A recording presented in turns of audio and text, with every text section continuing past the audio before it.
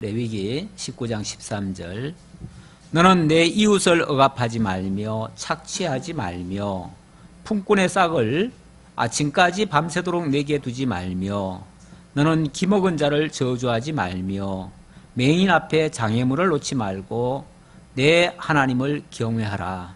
나는 여호와이니라. 아멘. 이 19장은 이 백성들에게 성결하도록 생활 규례를 주시는 내용이 되겠습니다. 2절에 보면 2절 중반에 보면 너희는 거룩하라. 이는 나 여호와 너희 하나님이 거룩함이니라. 하나님이 거룩하신 분이고 내가 너희를 거룩하게 하려고 인도해 냈으니 구원해 냈으니 너희도 거룩하라. 이렇게 말씀하십니다.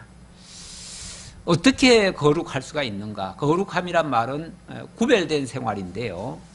어떻게 우리가 구별된 생활을 할 수 있는가? 이 구별된 생활이라는 것은 이 세상에 기존에 있던 그 이방인들, 특히 그 당시는 이제 앞으로 이스라엘 백성들이 들어가 살 땅이 바로 가나안 땅인데요. 가나안 땅은 하나님께로부터 심판을 받는 땅입니다. 그렇죠? 곧 심판을 받을 땅이에요. 심판을 받을 땅이라고 하는 것은 죄악이 관영했다는 뜻이에요. 죄악이 얼마나 관영했는지 이제부터 열거되는 모든 일들은 그들에서는 일상이에요. 일상. 그들의 생활 풍속이에요. 아예 그들의 문화예요. 세상 문화, 세상 풍습. 어쩌면 우리가 오늘날 많이 보고 있는 것일 수도 있어요. 그런 것이 그 당시에 가나안 땅에 만연되어 있었어요. 부모를 공경하지 않고, 이제 그거부터 시작하죠. 그래서 3절에 보면 너희 각 사람은 부모를 경외하고 안식일을 지키고 헛된 것을 행하지 말고 신상 부호 만들지 말고 뭐 이렇게 나가죠. 그것들이 그 당시에 아주 만연된 모습들이에요. 이거 말고도 엄청 많아요. 많은데 이제 앞으로 하나씩 하나씩 열거하면서 얘기할 거예요. 그런데 이러지 말아라 하니까 야, 그런 일도 했나 싶을 정도인데 정말 그런 일이 있었어요. 그 당시에. 그러니까 하나님께로부터 심판을 받는 거죠. 그런데 만약에 너희는 그런 일 못하게 하려고 애굽 땅 좋은 데 어떤 집에서 인도해내가지고 따로 거룩히 구별시켜 놨는데 만약에 그 모습을 그대로 따라간다면 하나님이 구별한 의미가 뭐 있어요? 똑같은 걸. 그렇잖아요. 똑같으면 뭐 해요? 그들이 심판받았으니까, 똑같은 짓 하다가 심판받았으니까 뭐 해야 돼요? 심판받아야지요. 그러니까 구별했으면 구별한 자들답게 뭔가 달라야 된다 그 말이에요. 그 구별하는 것을 하나님이 거룩하다 표현을 했는데 당연히 그들과는 다른 모습. 그들은 땅을 목표로 삼고 땅에 붙어가지고 땅에 기어다니면서 그렇게 살았지만 너희는 저 하늘을 바라보고 하늘의 인도를 따라서 하나님의 그 인도하심을 받아서 살아가야 될 거 아니냐. 너희들은 근본이 달라. 저들은 땅에 속한 자들이고 너희들은 하늘에 속한 자들이야. 이렇게 판이하게 근본이 다름을 설명하면서 너희는 그러므로 저들의 모습을 따르지 말아라. 이런 이야기죠. 자, 그런 이야기를 하다 보니까 뭐 여러 가지가 다 달라요. 심지어는 곡식 거둘 때 이방인들은 아주 알뜰살뜰 걷어가지고, 왜냐하면 자기 먹거리는 요만큼도 양보 안 해요. 이방인들은. 자기 손해보는 짓은 요만큼도 안 하려고 그래. 그런데 이스라엘 백성들을 보고 뭐라 그랬냐면 너희들은 이제 앞으로 추수를 하게 될 텐데 추수하거든 저 기토인 것은 아예 수확도 거두지 말아라. 그리고 이삭이 떨어지면 이삭은 줄지도 말아라. 그러면서 그런 것들은 다 이방인과 나그네와 고아와 가부들을 위해서 다 남겨놔라. 너희도 과거에 그런 처지였었다. 그걸 상기시키면서 하나님께서 이렇게 그야말로 하나님이 이렇게 무섭게 규례만 주시는 것이 아니라 정말로 사랑하시는 하나님의 은혜가 많으신 그런 하나님이신 것을 보여주시기도 해요. 지난주 마지막에는 도둑질하지 말아라 라고 했고요. 하나님의 이름으로 거짓 맹세하지 말아라 그랬어요. 그리고 하나님의 이름을 욕되게 하지 말아라 그런 얘기를 하고 오늘 13절부터는 너는 내 이웃을 억압하지 말며 착취하지 말며 품꾼의 싹을 아침까지 밤새도록 내게 두지 말며 이웃을 억압하지 말아라. 이웃을 힘들게 하지 말아라. 이웃을 괴롭히지 말아라. 뭐 이런 의미죠. 이 말씀을 딱 보니까 오늘날 요즘 뭐 한창 문제가 많이 불거져요. 뭐 갑을관계, 회사에 보면은 갑을관계 있잖아요. 주인과 종업원의 관계. 오늘도 뭐 아주 대기업에서 오늘은 또 나왔어요. 대기업 뭐 사장이 부사장인가 사장인가가 좌우간 종업원 그 일하는 사람 보고 심지어는 뭐 식당에서 뭐 음식 만드는 조리장인가 본데 그 조리장 보고 머리 염색 안 했다고 퇴직을 시켜버렸어요. 막 욕설을 하고 막 그렇게 했어요. 그것도 안 한 것도 아니고 사실은 했어요. 했는데 이제 쉽게 말하면 오래되는 걸로 안 하고 잠시 이제 눈속임 같은 걸로 했다고, 이제 금방 변하는 걸로 했다고, 그거 가지고 트집 잡아가지고 결국은 해고를 시켜버리고 그랬는데 온갖 욕설을 다 퍼부어가면서 한마디로 남을 인정을 안 하는 거죠. 존중을 안 하는 거죠. 그야말로 자기가 갑이기 때문에 어른 마음대로 부려도 된다고 생각하는 거죠. 얼마 전에 그 우리나라 별 4개짜리 우리나라 군 서열 3위짜리가 그렇게 또 공강변들이면 얼마나 불쌍한 사람들이 있잖아요. 어떤 면에서 물론 그 집에서는 굉장히 귀한 아들이지만 그 귀한 아들이 군대라고 하는 어찌 보면 의무라서 어쩔 수 없이 왔는데 그런 자들을 마치 노예 부리듯이 그런 식으로 한 사람, 그런 사람이 있고요. 또 이번에 또 하참의장 했던 사람이 또 이번에 퇴역을 하는데 그 사람은 또 42년간 45번 이사 가도록 그렇게 또 성실하게 했더라고요. 지난 24개월 동안은 군복 자체를 벗지 않을 정도로. 왜냐하면 나라가 이렇게 위기인데 어떻게 군복을 벗고 자냐 그러면서 군복을 입고 아재 살았다 그러더라고요. 그 정도로 정신이 똑바로 박힌 사람도 있더라고요. 그 사람은 또 무슨 정신인지 모르겠어요. 그래서 좌우간 대통령으로부터 오히려 칭찬받고 떠나는 사람도 있더라고요. 그런 사람도 있고 뭐 세상엔 악한 자도 있어요. 근데 정말 믿는 사람이 그런 사람이고 안 믿는 사람이 갑질하고 이러면은 역시 믿는 사람이 정말 참 거룩하고 구별되고 정말 선하구나. 정말 하나님 믿는 사람이 다르구나. 이렇게 생각할 텐데 좀 그게 아닌 것 같아서 그게 아닌 것 같아서 참 유감이에요. 정말 믿는 장로가 그랬으면 좋겠는데 오히려 그 반대인 것 같아가지고 이게 참 유감이에요.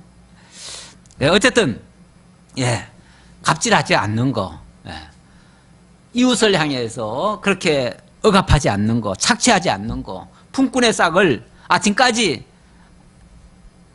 그러니까 바로바로 안 주는 거. 왜냐하면 이 품꾼이라는 것은요, 이 있는 사람들은요 없는 사람들의 사정을 잘 모릅니다.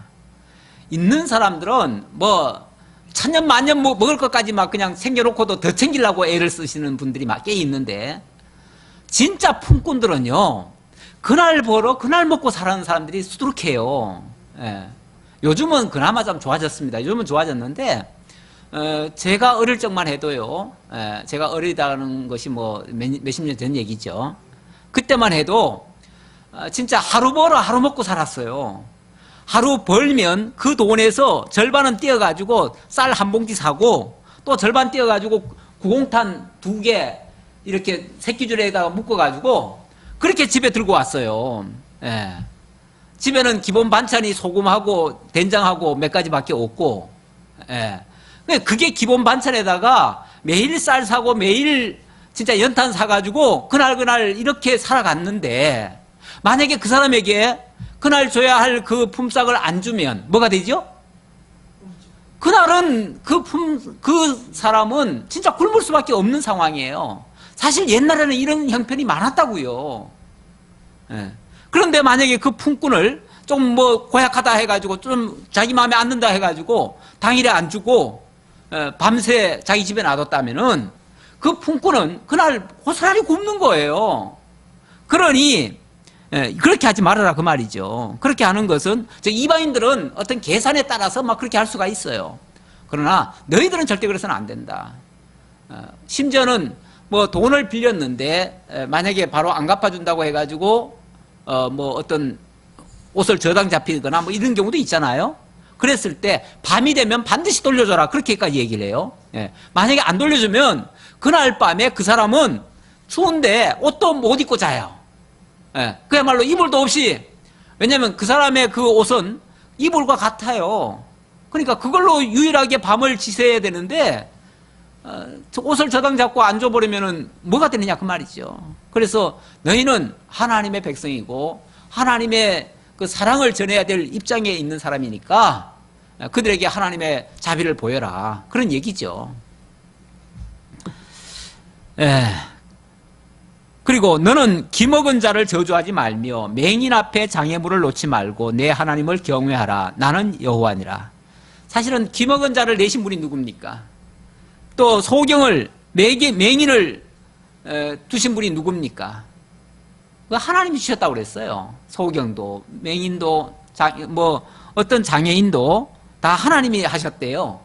그러니까 당연히 하나님이 그 사람을 통해서 또 당신이 그 사람을 통해서 역사하실 일이 있고 또 다른 사람들로 하여금은 그 사람에게 자비를 베풀어서 하나님의 사랑을 보여야 될 그런 또 기회를 주신 거예요. 그러니까 그들에게 장애를 놓지 말라는 거죠. 그러면서 내 하나님을 경외하라 그랬어요. 그렇게 하는 것이 그를 두신 하나님을 기억하는 것이고 그 하나님을 인정하는 것이고 그 하나님을 경외하는 것이다. 그러니까 그 하나님을, 그렇게 하신 그 하나님을 인정한다면 우리는 어느 누구도 무시 못하는 거죠. 멸시를 할 수가 없는 거죠. 그리고 그들의 그 불편함을 우리는 보고 못 본 척 할 수 없는 거죠. 이것도 세상 사람들하고는 다른 방식이에요. 세상 사람들은 아니 남의 일에 왜 간섭해? 그 사람은 그 사람 알아서 그냥 살 것이고 나는 내 앞길이나 살면 되지, 나나 잘하면 되지, 뭐 이런 식으로 생각하는 경우가 허다하지요. 그런데 우리는 모든 일에서 하나님을 경외하라. 모든 일에서 하나님이 하셨다는 걸 인정하라. 하나님을 인정하고 하나님의 뜻을 따르는 것이 하나님을 경외하는 모습이다 그 말이죠. 너희는 재판할 때 불의를 행하지 말며 가난한 자의 편을 들지 말며 세력 있는 자라고 두둔하지 말고 공의로 사람을 재판할지며. 이 재판이 어찌 보면 세상에는 억울한 일들이 참 많습니다. 참 많은데 그 모든 억울함의 최정점에서 마지막으로 그 억울함을 풀어줄 수 있는 곳이 사실은 재판이거든요. 그렇잖아요. 옳고 그름을 분별해주고 잘못된 것에 대해서는 정죄를 해서 벌을 받게 하고 잘된 것이 있다면 그런 걸 안 당하도록 그렇게 할 수 있는 곳이 마지막으로 판단해 주는 곳이 바로 재판인데, 근데 세상은요 그 재판이 항상 공정하지 않아요. 뭐 이번에도 대법원장을 세웠더니 또 한편에서는 난리예요. 이 사람은 한쪽으로 기운 사람 아니냐. 그러니까 한쪽으로만 판결할 거 아니냐. 그 말은 지금까지 또 다른 쪽으로만 계속 판단했다는 뜻이기도 해요. 지금까지 예를 들어서 이쪽으로 계속 지금 판단을 했어요. 그러니까 이거에 대해서 비판했던 사람을 이번에 세우니까 그러면 이 사람은 이쪽 아니냐, 이제 이 얘기죠. 그런데 이제 그 말 속에는 지금까지 굉장히 잘못된 판단이 많았었다는 뜻이기도 해요. 사실은 그렇기도 해요. 실제로 우리나라 법은요 모든 이 법이 검찰 기소 독점주의라는 게 있어요. 우리나라에는 그렇게 돼 있어요. 다시 말하면 어떤 사람을 벌을 주거나 어떤 사람을 벌을 안 주려면 그것을 일단 먼저 결정하는 사람이 누구냐면 마지막 재판장이 아니고요. 먼저 검찰이에요. 다시 말하면 검찰이 벌 주고 싶으면 무슨 건을 내세워서라도 그 사람을 기소할 수가 있어요. 그리고 어떤 사람을 벌 주기 싫으면은 말도 안 되는 걸로 기소를 하든지 아니면은 아예 기소를 안 해버려요. 그러면은 재판성에서는요 그 올린 것만 보고 그거 가지고 판결을 하거든요. 판결을 하는데 말도 안 되는 소리를 써놓으니까 기각을 시켜버려요. 판사가. 기각시키면은 그 사람에 대해서는 아예 심리 자체를 안 해버려요. 그러든지 아니면은 아예 기각을 해버리든지. 그러니까 벌을 주기 싫은 사람은 그렇게 하고 또 벌 주고 싶은 사람은 정말 벌 꼭 내려야만 내리는 그런 걸 가지고 기소를 해요. 그러면은 그 사람은 필히 벌을 주게 돼 있어요. 이렇게 그야말로 이 법 체계가 굉장히 사실은 지금까지 많이 이렇게 뭐라고 할까요? 인간이 음흉한 생각을 가지고 마음대로 좌지우지할 수 있는 그런 제도가 돼 있어요. 이게 사실은 우리나라에만 있는 제도예요. 다른 나라는 이렇게 하지 않는다 그러더라고요. 다른 나라는 그야말로 상권 분립이 돼 있으면은 그게 이렇게 서로 견제하고 이렇게 할 수 있도록 나눠놨는데 권한을 우리나라는 모든 것을 다 검찰이 다 가지고 있어요. 그러다 보니까 아주 이런 폐단들이 생기는데 이거 바꾸려면 사실은 힘들어요. 쉽지 않아요. 거기에 또 얼마나 많은 저항이 있는지 몰라요. 그런데 바로 재판할 때에는 불의를 행하지 말아야 된다. 가난한 자의 편이라고 해가지고 가난하다고 해가지고 편을 들어서도 안 돼요. 또 부자라고 해서 편을 들어도 안 돼요. 세력이 있는 자라고 해가지고 두둔해서도 안 돼요. 그런데 지금까지는 세력이 있는 사람들은 정말 잡아넣기 힘들었죠. 힘들었어요. 또 자기 쪽에 있는 사람들은 절대로 안 잡아넣었어요. 상대방에 있는 쪽의 사람들은 뭐 무슨 수를 써서라도 잡아넣지요. 그런 일들이 뭐 세상에는 허다해요. 허다한데 이런 것들이 다 무슨 뜻인가요? 정말 하나님의 의를 드러내려고 하는 그런 하나님의 그 근본 의도를 완전히 깡그리 무시한 거죠. 그런 거에 대한 의식이 전혀 없는 거죠. 만약에 그런 의식이 있다면 이런 식으로 판결하거나 이런 식으로 제도를 운영하거나 이럴 수는 없는 거죠. 그래서 여기는 바로 공의라고 하는 걸 드러내십니다. 이게 이제 하나님의 그 의를 드러내기 위해서 이렇게 하라는 거예요. 세상은 그럴지라도 세상은 그럴 수밖에 없어요. 세상은 다 자기 잘해주면은 그 사람 잘 봐주고요.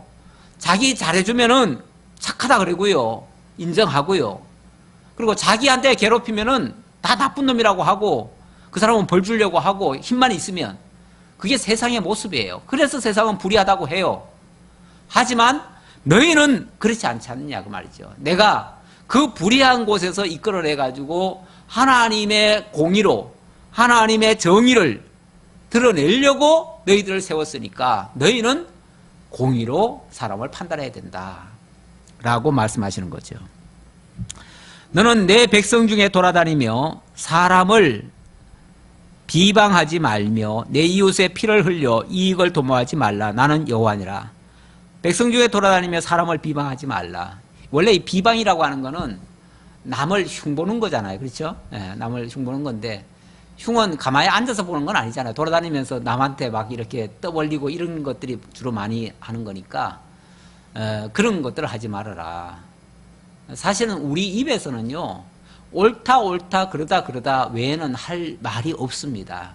우리 예수님께서 그렇게 표현하셨는데요. 우리는 거짓 맹세할 수도 없고요. 남을 험담할 수도 없고요. 비판할 수도 없고요. 우리는 옳은 건 옳다. 그런 건 그러다. 남이 좋든 싫든 그거는 이제 할 수밖에 없는 거죠. 그건 이제 하나님의 뜻만을 전할 수 있고 우리 입에서는 거짓이라는 건 나올 수 없고요. 남을 비하하거나 헐뜯거나 이럴 목적으로 하는 것은 옳지 않다. 근데 세상이라고 하는 것은 원래 목적을 이루기 위해서 수단 방법을 가리지 않는 것이 세상입니다. 그렇잖아요. 내 이득이 된다면 무슨 짓이라도 하잖아요. 그리고 얼마든지 거짓말도 할 수 있고요. 모든 걸 다 할 수 있습니다.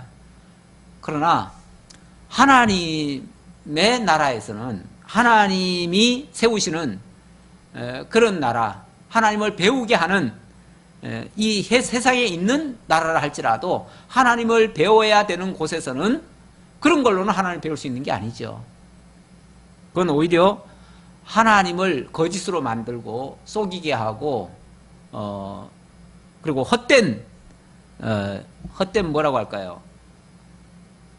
예, 헛된 것을 자꾸 드러내는 그런 모습이 되어지죠.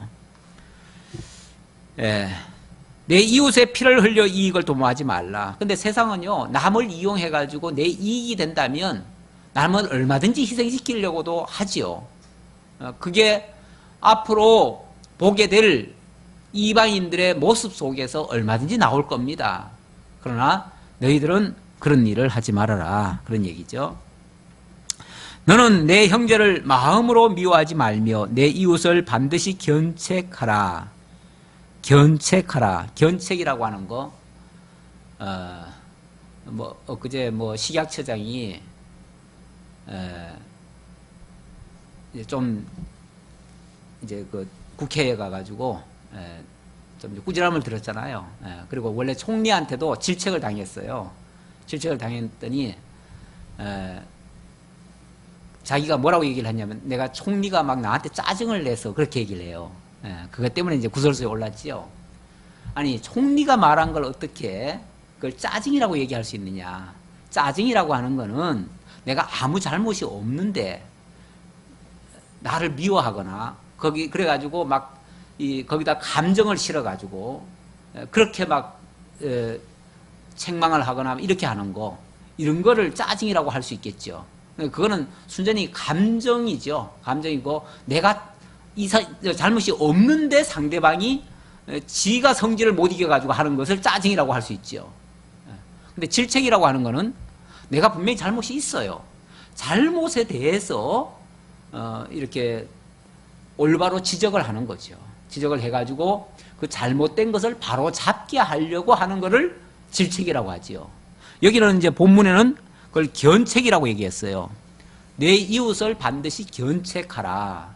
이건 올바로 잡기 위해서 그 잘못된 것에 대한 지적을 하는 거죠. 사실 그거는 우리가 필요한 거죠.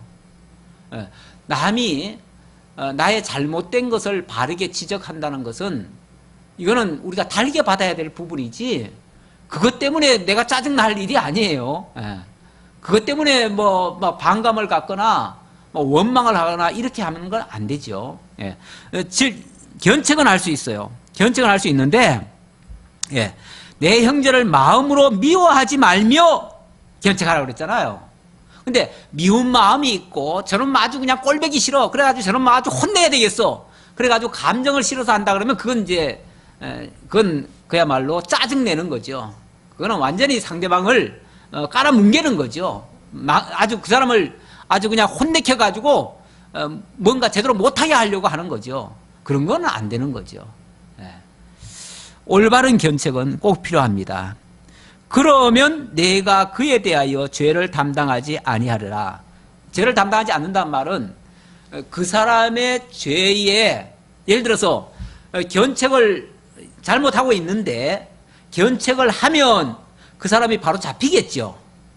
그러면 그 사람이 죄를 안 지을 수가 있잖아요. 예를 들어서 더 이상 죄를 안 지을 수 있잖아요. 그런데 만약에 잘못해요. 그런데 미워요. 그래가지고 저놈이 망하든지 말든지 난 내버려 두겠다. 그리고 견책도 안 해요. 그리고 감정이 실려가지고 막 짜증만 내요. 그러면 뭐가 되죠? 그 사람은 결국은 죄 지을 수밖에 없어요. 그러면은 그 사람의 죄를 어찌 보면 내가 안다면은 그걸 좀 막아줘야 할 책임도 나에게 있는 건데, 그걸 막아주는 것이 아니라 결국은 그 사람이 죄를 짓도록 방관한 꼴이 되고, 오히려 막 내가 짜증을 내버리면 그 사람이 죄를 더 많이 지을 수 있는 그런 제공자가 돼버려요. 그러면 그 사람의 죄를 내가 오히려 도와준 꼴이 돼버려요. 그러면 그 사람의 죄를 내가 담당하는 꼴이 되는 거죠. 다시 말하면 나에게도 책임이 있다, 그런 얘기예요. 그러면 안 되는 거죠. 정말 죄라고 하는 거는 무섭게 여기고, 나도 물론 안 지어야 되겠지만 남도 안 짓도록 하는 것이 올바른 자세지요. 최소한 그걸 직접 막을 수 없는 입장이라면 그게 죄라는 자체만이라도 사실은 뭔가로 알려주든지 알 수 있는 어떤 방안을 제시하든지 이렇게라도 해야겠죠. 우회적으로 하든지 뭐라도 해야겠죠. 죄를 뻔히 짓고 그러면 망하는 줄 뻔히 알면서 그래 니까진 놈 뭐 망하든지 말든지 나는 내가 알 게 뭐냐, 저런 놈은 망해도 싸, 이건 벌써 미운 마음이에요. 감정이 벌써 실려 있어요. 이런 것은 정말 오히려 그 죄를 짓는 꼴이 돼. 그 사람이 물론 죄는 그 사람이 짓죠. 그 사람이 짓는데 그 사람의 죄를 나도 담당하는 꼴이 돼버려요. 예. 원수를 갚지 말며 동포를 원망하지 말며 내 이웃 사랑하기를 내 자신과 같이 사랑하라. 나는 여호와니라. 원수 갚지 말라. 원래 원수라고 하는 것, 원수는 뭐 늘 있지요. 늘 있는데 그 원수를 내가 갚으려고 하다 보면 나도 죄를 지을 수밖에 없어요. 나도 그만큼 악해질 수밖에 없어요. 예. 그러니까 그 원수는 어찌 보면 내가 갚는 것보다는 하나님이 갚아주는 게 가장 최상책이죠. 그러면은 그 원수에 대해서 하나님께 구하고 정말 하나님께 맡기고 나는 그 사람을 직접 원수로 대하는 게 아니라 내가 할 수 있는 일은, 원래 할 수 있는 일은 사랑하는 일이니까 나는 최대한 사랑으로 대해주는 거죠. 내가 할 수 있는 데까지. 그렇게 되어지면 어쩌면 그 원수의 머리에다가 숯불을 얹는 것과 같을 거예요. 그렇게 되면 그 원수가 부끄러워할 것이고 나중에 깨닫는다면, 뭐 못 깨닫는다면 그래도 내 할 일은 다 했어요. 내 할 일은 다 했고 그 사람은 못 깨달아서 망하는 거야. 어쩌겠어요. 그건 뭐 어쩔 수 없죠. 예. 하지만은 어쨌든 원수라고 해가지고 내가 원수 갚을 생각을 하는 거는 어찌 보면 가장 미련한 짓이에요. 가끔 보면은 세상에서도 어떤 상대방이 막 내게 잘못한다 해가지고 내가 막 그 사람 쫓아가가지고 막 칼부림을 내고 내가 어떻게 막 원수를 갚으려고 그 사람 보복하려고 막 그런 경우가 있어요. 가장 미련한 짓이라고 봐요. 예. 내가 왜 해요? 하려면은 꼭 만약에 필요하다면 경찰을 동원하든지 뭐 법을 이용하든지 그렇게 해야지. 왜 직접 나서요? 벌써 거기는 감정 컨트롤이 안 되는 거예요. 거기까지 그야말로 이성보다 주먹이 가까운 거예요. 예. 생각할 겨를도 없이 그냥 주먹을 먼저 내세우는 건데 가장 미련한 방식이죠. 예. 그런 방식은 우리가 할 일은 아닙니다. 우리가 할 일은 그야말로 사랑하는 일밖에는 할 수가 없어요. 예. 그래서 이웃을 사랑하는데 내 자신과 같이 사랑하라고 그랬습니다. 예. 사랑하라고 했죠. 예. 그거는 자기를 사랑하는 것처럼, 자기는 누구나 다 사랑하잖아요. 예. 그러니까 남이라고 생각하지 말고 나라면 어떻게 했을까, 또는 나를 위해서라면 어떻게 할까. 벌써 그런 원수 같은 생각을 할 때 자기부터 먼저 생각을 해야 돼요. 자기부터 생각한다면 남에게도 함부로 그렇게 할 수가 없어요. 예. 물론 매번 말 끝에는 나는 여호와니라, 나는 여호와니라 그럽니다. 예. 내가 너희를 애굽 땅 좋은 데였던 집에서 인도해낸 여호와다, 그 말이거든요. 예, 그 말 속에는. 그러니까 하나님이 뭐 때문에 거기서 이끌어내왔지 않느냐, 너희를 이런 사람 만들려고 내가 꺼내온 거야. 예. 너희를 이렇게 의롭게 하고 너희를 하나님의 사랑의 메신저를 만들고 하나님의 그 은혜를 베풀고 하나님의 공의를 선포하고 이런 자로 세우기 위해서 내가 너희를 꺼내온 거야. 그 말이 다 함축되어 있는 말이죠. 그게 한마디로 나는 여호와니라 그랬지요.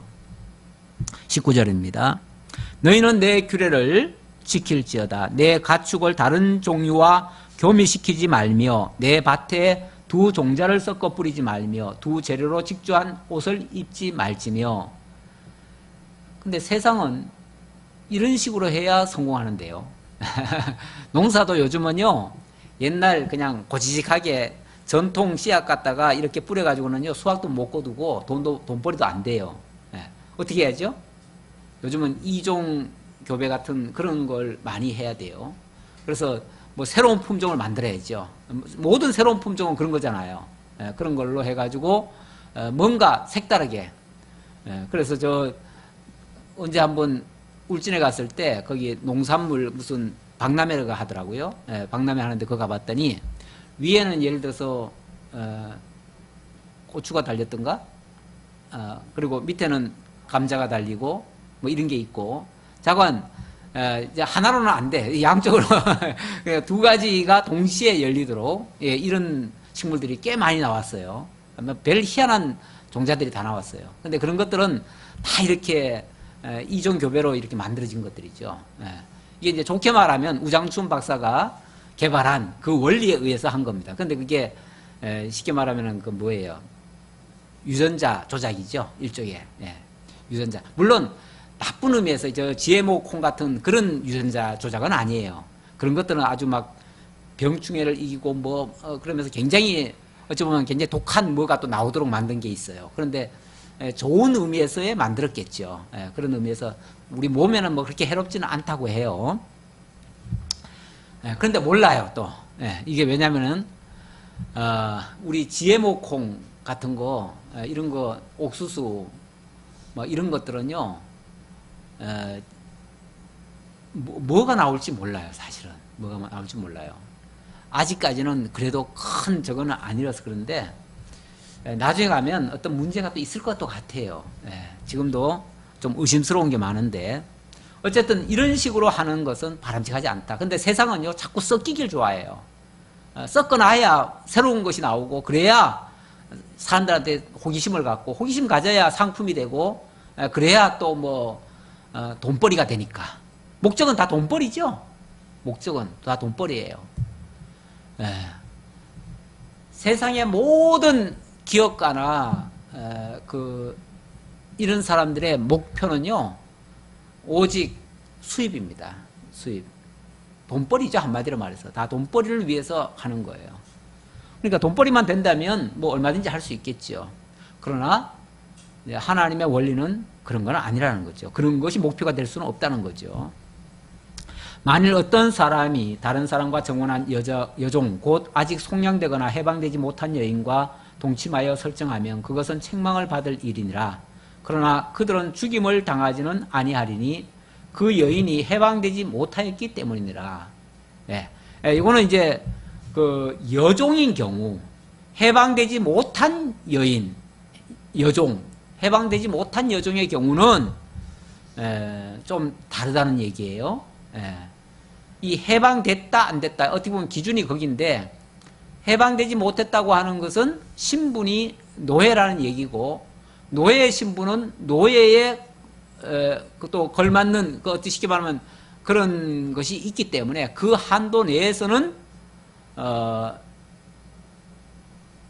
죽임은 당하지 않는다. 그렇게 얘기를 하죠. 그러나 그건 책망은 분명히 받을 일이다. 책망은 받을 일인데 죽일 정도까지는 아니다. 왜냐하면 노예니까. 그런 얘기예요. 물론 옛날에는 이제 노예라고 하는 것은 어떻게 보면은 사람으로 인정을 받은 게 아니라 물건 취급이 됐어요. 원래 노예는. 물론 지금은 노예라고 하면 안 되죠. 지금은 그 노예가 다 해방이 됐잖아요. 그래서 똑같은 인간으로 인격체로 인정을 받죠. 있는데 노예인 경우는 노예로서의 대우를 해주는 거예요. 그러니까 노예를 노예 아닌 자와 동일하게 여길 수는 없는 거예요. 그걸 오늘날 그대로 적용할 수는 없는 게 오늘날은 노예가 없어요. 오늘날 가끔 이 고용주와 종업원 사이를 마치 주인과 노예로 이렇게 이해하는 사람들이 가끔 성경을 가지고 그렇게 이해하는 사람들이 있는데 오늘날은 그렇지 않습니다. 절대 노예에다가 성경에 나오는 그 노예로 인정을 하면 안 돼요. 노예는 원래 자유가 없어요. 노예는 인권이 없어요. 노예는 모든 것이 그 사람의 소유물이에요. 소유물. 그래서 소유물과 물론 그것도 잘못은 잘못이에요. 그래서 잘못은 책망받을 일이지만 그러나 죽임당한다는 것은 원래 사람을 죽이면 뭐가 되죠? 죽여야죠. 그런데 노예인 경우는 죽일 만한 정도는 아니고 그렇다고 해서 죄가 없느냐? 죄는 있다. 그러나 죽일 정도는 아니다. 이렇게 이제 좀 차이를 두었습니다. 그 남자는 그 속건 제물, 그 속건제 순양을 해방문 여호와께로 끌고 올 것이요. 제사장은 그가 범한 죄를 위하여 그 속건제의 순양으로 여호와 앞에 속죄할 것이요. 그리하면 그가 범한 죄를 사함 받으리라. 그러나 이것도 굉장히 큰 죄는 죄예요. 그래서 순양을 끌고 와가지고, 속건제 순양 끌고 와가지고 정말 하나님 앞에 잘못했다고 제사를 드려야 된다. 그만한 중범죄라는 것을 일깨워주는 거죠. 노예라고 해가지고 무조건 뭐 그냥 물건 취급하듯이 그렇게 할 수는 없다는 얘기예요. 너희가 23절입니다. 그 땅에 들어가 각종 과목을 심거든 그 열매는 아직 할례받지 못한 것으로 여기되 곧 3년 동안 너희는 그것을 할례받지 못한 것으로 여겨 먹지 말 것이요. 넷째 해에는 그 모든 과실이 거룩하니 여호와께 드려 찬송할 것이며 다섯째 해에는 그 열매를 먹을지니 그리하면 너희에게 그 소산이 풍성하리라. 나는 너희의 하나님 여호와이니라. 예. 가나안 땅에 들어가 가지고 처음 3년 동안은 그 과실을 심어서 처음 3년 동안은 할례받지 못한 것으로 여겨 가지고 그건 아예 먹지도 말래요. 그건 하나님께 그건 아예 먹지 말고 그건 할례받지 못한 거다. 그건 아직 인정받지 못한 거다. 그런 얘기겠죠. 그리고 이제 3년이 지나고 나면은 이제 할례받은 걸로 인정하고 4년째는 그게 첫 수확이죠. 할례받은 이후에 첫 수확이잖아요. 첫 수확이니까 그거는 하나님께 다 돌려라. 그리고 너희는 5년째 되는 해부터 비로소 너희의 수확물로 삼아라. 그러니까 먼저는 첫 것은 다 하나님께 돌려라. 뭐 그 이전까지는 할례받지 못한 거니까 그거는 아예 인정을 안 하고요. 첫 것은 다 하나님께 돌리고 그 나머지를 너희 것으로 돌려라. 이 첫 것에 대한 그 규례는 앞으로 이제 11조와 거의 같습니다. 첫 것, 뭐 장자, 또 11조 이런 거는 다 같은 원리입니다. 너희는 무엇이든지 핏째 먹지 말며 점을 치지 말며 술법을 행하지 말며 머리카락을 둥글게 깎지 말며 수염 끝을 손상하지 말며 죽은 자 때문에 너희의 살에 문신을 하지 말며 문의를 놓지 말라. 나는 여호와니라.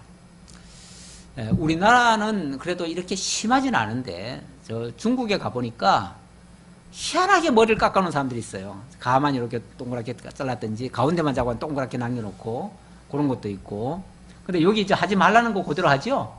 여기 지금 머리를 가를 깎지 말라고 했는데 여기는 또 그렇게 깎고, 또 살에 문신하지 말라. 죽은 자 때문에 살에 문신하지 말라고 그랬는데 또 문신하는 사람들도 꽤 많고, 요즘은 그런 것들이 자꾸 우리나라도 들어와가지고 문신하는 사람들이 엄청 많습니다. 그런데 이 문신에 쉽게 말하면 그 문신을 하게 된 그 시초가 죽은 자 때문에 한다는 거죠. 죽은 자 때문에. 아마 그 가나안 땅에는 죽은 자 때문에 문신을 하는 경우가 많았던가 봐요. 그러니까 이런 것들이 굉장히 안 좋은 건데,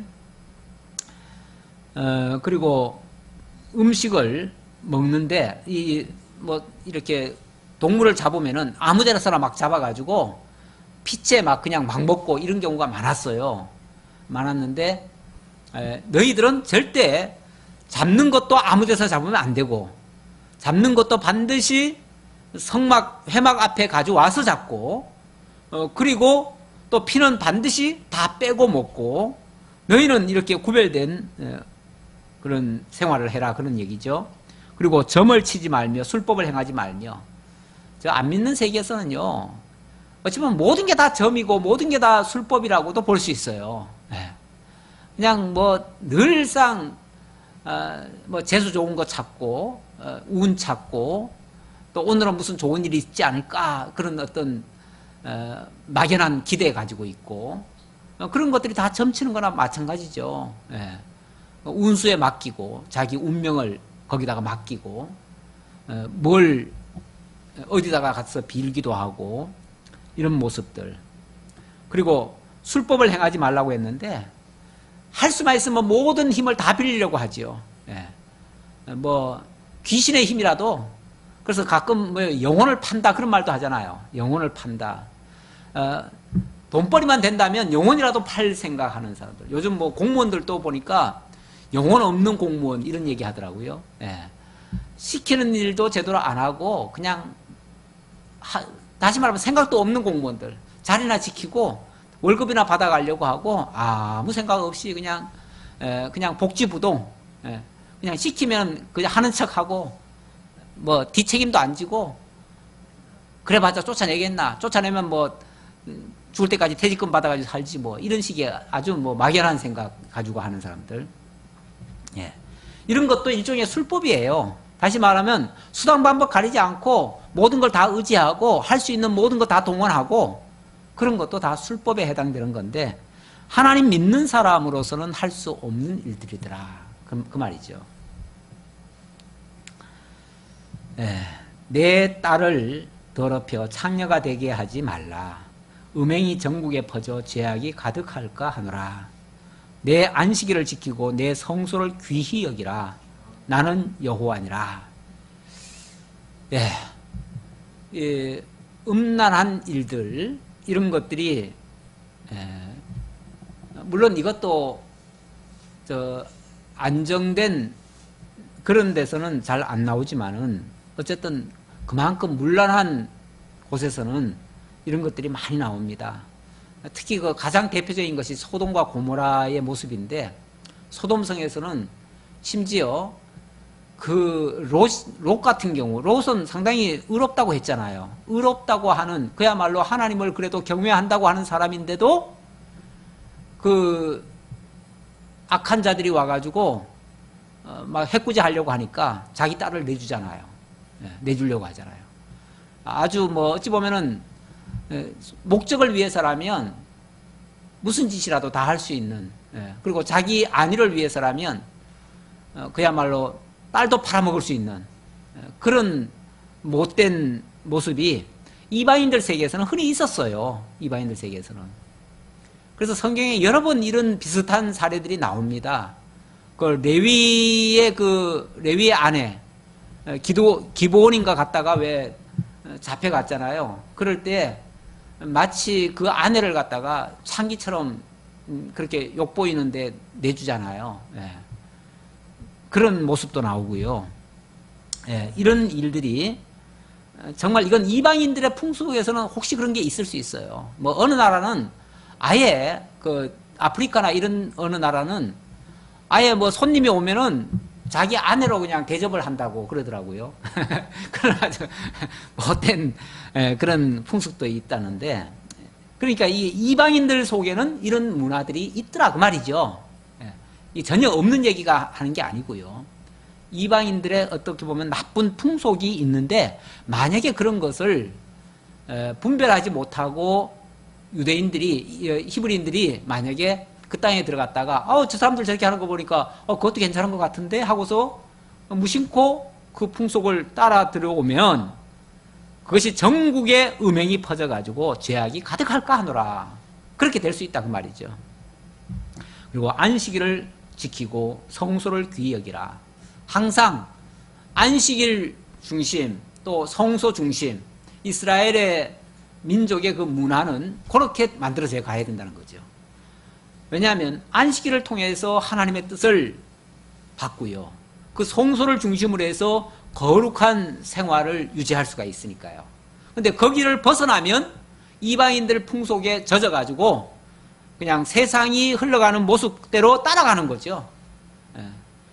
이 문화라고 하는 게요, 이 풍속이라고 하는 게요, 우리가 정신 조금만 못 차리면요, 그대로 그냥 딸려갑니다. 이게 왜냐하면 물결 같아, 물결. 이 바다 물결 또는 이 큰 강물 막 이렇게 홍수가 나가지고 큰 강물이 흐르면요, 거기에 내가 아무리 버팅긴다고 해가지고 내가 지켜지는 게 아니에요. 그 속에 들어가면 그냥 휩쓸려 가요. 그래서 아예 그런 그 흐름에 내가 참여를 하면 안 되는 거죠. 거기에 끼어 들어가면 안 되는 거죠. 그래서 성소를 중심으로 살아야 쉽게 말하면 그런 탕류에 휩쓸려 가지 않는 거죠. 그러니까 성소를 중심으로 살라는 거예요. 오늘날로 말하면 세상은 어차피 그런 문화가 있어요. 요즘 뭐 우리 대학생들이 어떤지 모르겠는데 흔히들 대학교 들어가기만 하면 그냥 제일 먼저 신고식 하면서 뭐 합니까? 술맥이에요. 지난번에 한번 차 굴른 차 있잖아요. 거기에 가는데 보니까요, 나중에 차가 굴르는 바람에 그게 이제 취소가 됐는데, 취소가 되고 나니까 그 술이 8,000병이나 반품을 했어요. 그러니까 그 8,000병을 싣고 갔던 거죠. 거기 MT 가가지고 먹는다고. 학생들이요, 술 8,000병을 싣고 다녀요. 그러니까 어디 가면 제일 먼저 하는 게 술 먹이는 것부터 시작해요.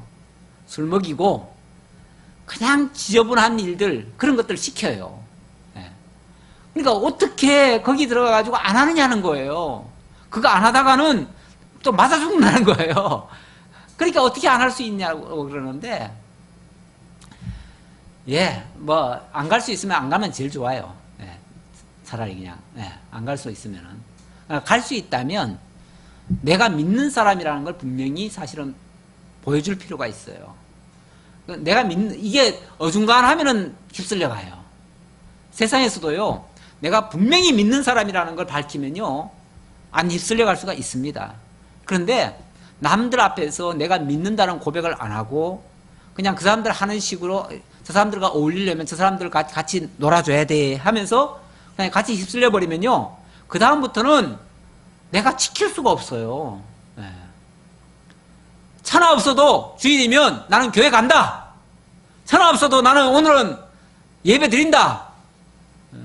그래서 나는 오늘 다른 일 못한다. 이걸 인식을 안 시켜주면요, 세상은 계속 그날 유혹을 합니다. 계속 교회 못 갈 일이 생겨요. 교회 왜 못 오십니까? 오늘 너무 바빠요. 오늘 막 이런 일이 있어요. 저런 일이 있어요. 그러는데, 죄송하지만 그렇게 양보하시는 분은요, 죽을 때까지 그렇게 갈 거예요. 죽을 때까지 그 양보하면서 살 거예요. 그러면은 정말 못 지킵니다.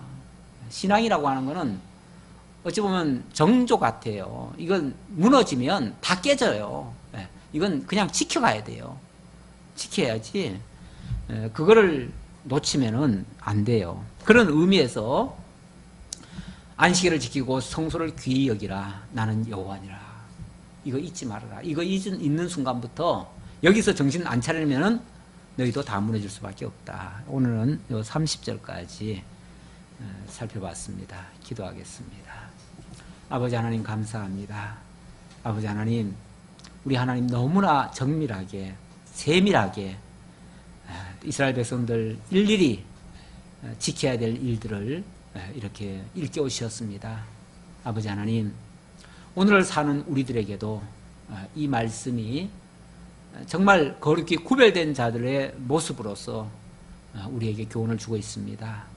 아버지 하나님, 우리가 말씀 중심, 또 교회를 중심하면서 하나님께서 주신 이 진리를 바르게 지켜갈 수 있는 저희가 되게 하시고, 세상과 타협하지 말게 하시고, 세상에 휩쓸려가지 않게 하시고, 정말 나의 중심을 말씀 중심으로, 하나님 중심으로, 또 교회 중심으로 이렇게 분명하게 자신을 지켜갈 수 있는 우리의 올바른 신앙 되도록 인도해 주옵소서.